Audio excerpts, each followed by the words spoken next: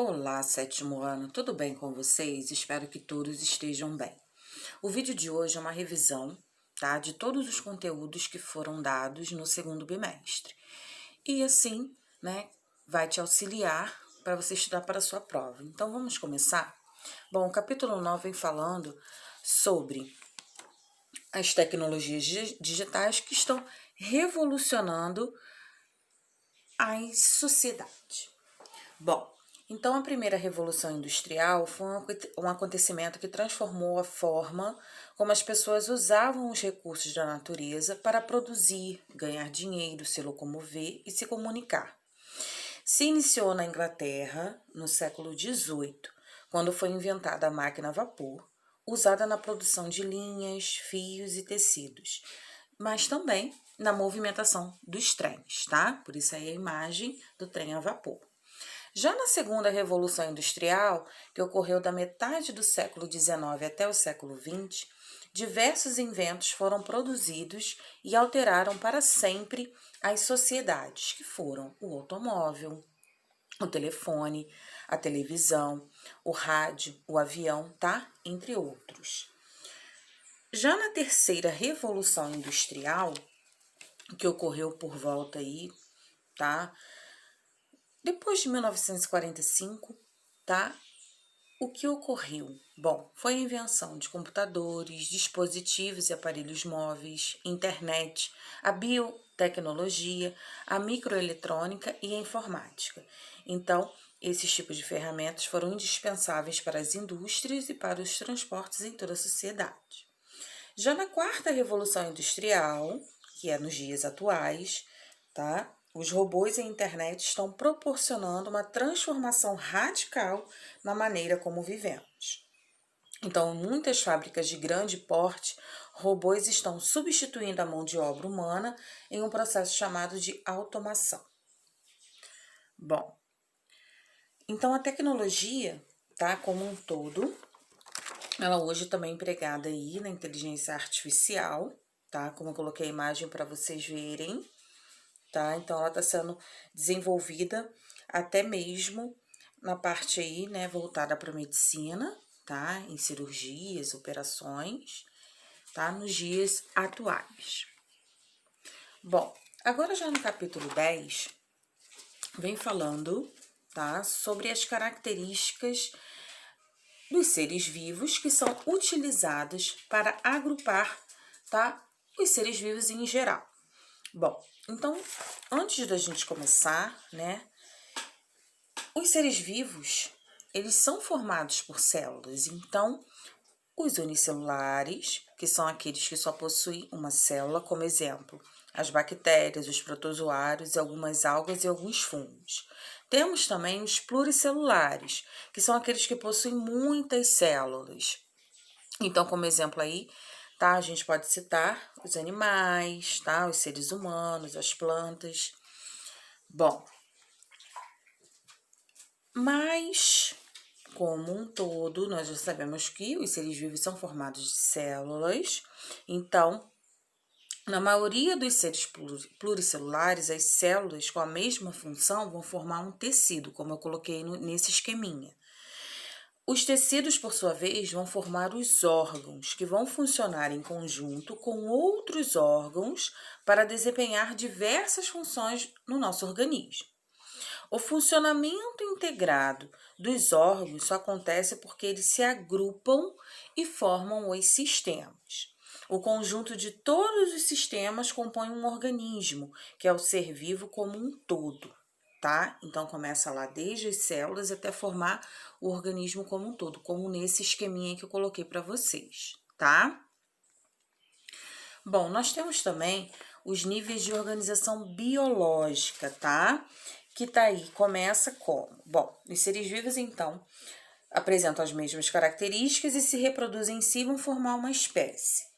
Depois, todos os indivíduos da mesma espécie que habitam um local vão constituir uma população, que vai ficar ali interagindo com organismos de outras espécies e com o meio ambiente também, tá?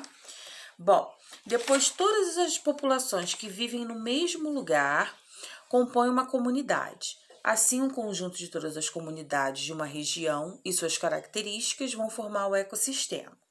Então, todos também os seres vivos que vão habitar a Terra vão integrar a biosfera, que é o conjunto de todos os ecossistemas do nosso planeta, onde é possível ter vida, tá? Como eu coloquei nesse mesmo esqueminha aí para vocês poderem visualizar, tá bom? Bom, a partir disso, surgiu a necessidade de fazer a classificação dos seres vivos, tá? Até mesmo para ter um melhor entendimento. Bom, então vai lá começar, né? Pelo reino, aí o filo, a classe, a ordem, a família, o gênero, a espécie, de acordo aí com a maior diversidade biológica entre os representantes, tá? E a maior semelhança. Bom, então eles foram divididos e classificados em 5 reinos, tá? Então eles foram agrupados, tá bom? E surgiu aí os 5 reinos. Quais são os 5 reinos, hein? Alguém sabe aí? Lembrou? Bom, nós temos o reino Monera, o reino Protista, o reino Plantê ou reino das plantas, o reino Animal ou reino Animalia, tá? E, por último, nós temos o reino Fungi, tá? Que é o reino aí dos fungos. Bom, então vamos falar um pouquinho sobre o reino Monera. O reino Monera vai apresentar organismos unicelulares e procariontes. Alguns são autótrofos e outros são heterótrofos. Vão pertencer a esse reino as bactérias, as cianobactérias e as arqueobactérias. Bom, nós temos também o reino protista, que vai apresentar seres unicelulares e pluricelulares que possuem células eucariontes. Fazem parte desse grupo as algas, algumas unicelulares e outras pluricelulares e os protozoários. Bom, nós temos também o reino fungi, tá? Ele vai apresentar organismos que podem ser unicelulares ou pluricelulares, mas todos são eucariontes e não são capazes de produzir o seu próprio alimento, então eles são heterotrófos. Como exemplo, nós temos aí o cogumelo de chapéu, as orelhas de pau, os bolores, os mofos e as leveduras. Bom, no reino Plantê, ou reino das plantas, esse grupo é formado por organismos pluricelulares, eucariontes e autótrofos. Todas as plantas fazem parte desse reino, tá? E podem ser chamadas de vegetais. Como exemplo, nós temos as árvores frutíferas, os pinheiros, as flores, a grama. Nós temos também o reino animal ou reino animalia, tá? Esses vão apresentar seres pluricelulares, eucariontes e heterotrófos. Pertencem a esse grupo todos os animais, incluindo os seres humanos, tá?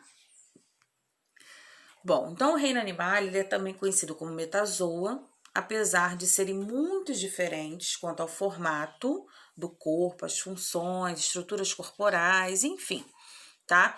Eles vão estar aí reunidos em um só grupo. Então, no reino animalia, tá? Que é o próximo capítulo, nós vamos ver que os animais, eles possuem, né, características diferentes, modos de viver, de se locomover, mas estão todos reunidos em um só grupo, tá? Então, como a locomoção, tem aqueles que vão ter, né, perninhas, vão ter nadadeiras e vão aí se locomover. Mas outros, como eu coloquei na imagem, vão estar, tá, imóveis, vamos dizer assim, tá? Eles ficam aí sem se locomover. Temos também diversos tipos de habitat, tá? Por que isso? Porque uns, no caso aí, exemplo, os peixes, podem viver nas profundezas escuras e geladas dos oceanos. Já vai ter aves que fazem ninho no topo de montanhas muito altas.